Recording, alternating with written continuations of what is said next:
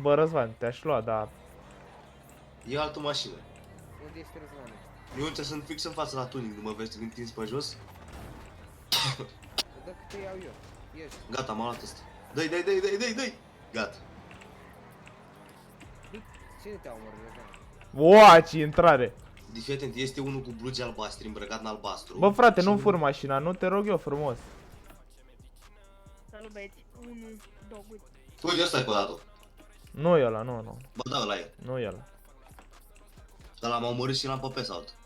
L-a omorât cineva pe ăla cu mașina. M-a omorât când eram pe E Pesaut.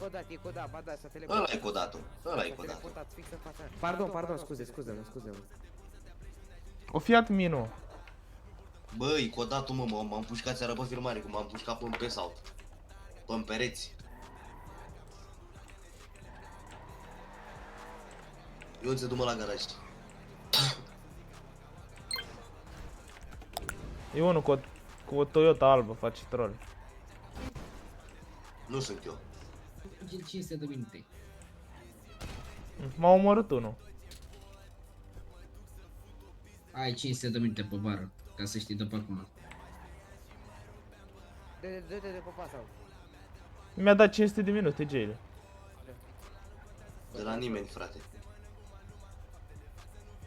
Mi-a dat Jale 500. Pentru ce? Troll masiv. Ăsta e codatul. Ăsta e codatul, Ionuț. Ăsta este.